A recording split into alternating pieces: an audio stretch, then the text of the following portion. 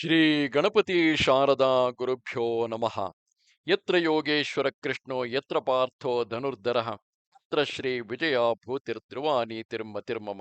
ಶ್ರೋತೃಗಳಿಗೆ ಶ್ರೀ ಅಳಸಿಂಗರಾಚಾರ್ಯ ವಿರಚಿತ ಶ್ರೀ ವ್ಯಾಸ ಮಹರ್ಷಿ ಪ್ರಣೀತ ಶ್ರೀಮನ್ ಮಹಾಭಾರತದ ಉದ್ಯೋಗ ಪರ್ವದಲ್ಲಿ ಯುಧಿಷ್ಠಿರನು ಯುದ್ಧಕ್ಕಾಗಿ ಸೇನೆಯನ್ನು ಹೊರಡಿಸಿದುದು, ದೃಷ್ಟದ್ಯುಮ್ನನು ಭೀಮಾದಿಗಳಿಗೆ ದುರ್ಯೋಧನಾದಿಗಳೊಡನೆ ದ್ವಂದ್ವ ಯುದ್ಧವನ್ನು ನಿರ್ಣಯಿಸಿದುದು ಎಂಬ 164ನೆಯ ಅಧ್ಯಾಯಕ್ಕೆ ಸ್ವಾಗತ. ಧೃತರಾಷ್ಟ್ರ ಮಹಾರಾಜ ಸಂಜಯನು ಹೇಳುತ್ತಿರುವನು. ಉಲೂಕನು ಈ ಮಾತುಗಳನ್ನು ಕೇಳಿ ಹೊರಟು ಹೋದ ಮೇಲೆ ಇತ್ತಲಾಗಿ ಯುಧಿಷ್ಠಿರನು ದೃಷ್ಟದ್ಯುಮ್ನನ ಕೈ ಕೆಳಗೆ ಯುದ್ಧಕ್ಕಾಗಿ ಸೈನ್ಯವನ್ನು ಹೊರಡಿಸಿದನು.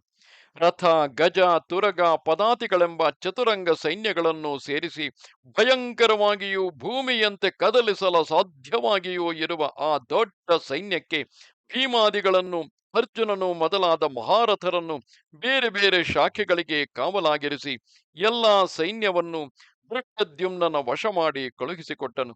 ಇತರರಿಗೆ ದುರ್ಗಮವು ಸಮುದ್ರದಂತೆ ಅಪಾರವೂ ಆದ ಆ ಸೈನ್ಯದ ಮುಂಭಾಗದಲ್ಲಿ ಮಹಾಧನುರ್ಧಾರಿಯಾದ ದೃಷ್ಟದ್ಯುಮ್ನನಿದ್ದನು.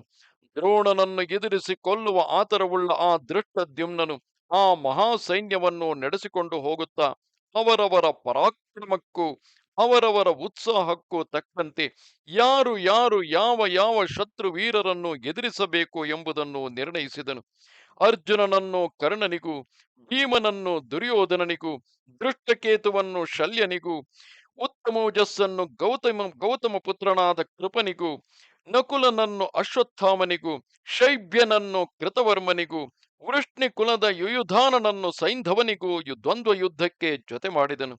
ಹಾಗೆಯೇ ಭೀಷ್ಮನಿಗೆ ಶಿಖಂಡಿಯನ್ನು, ಶಕುನಿಗೆ ಸಹದೇವನನ್ನು, ಶಲನಿಗೆ ಚೇಕಿತಾನನನ್ನು, ತ್ರಿಗರ್ತರಿಗೆ 5 ಮಂದಿ ಉಪಪಾಂಡವರನ್ನು ಯುದ್ಧಕ್ಕೆ ಎದುರಾಗುವಂತೆ ನಿರ್ಣಯಿಸಿದನು.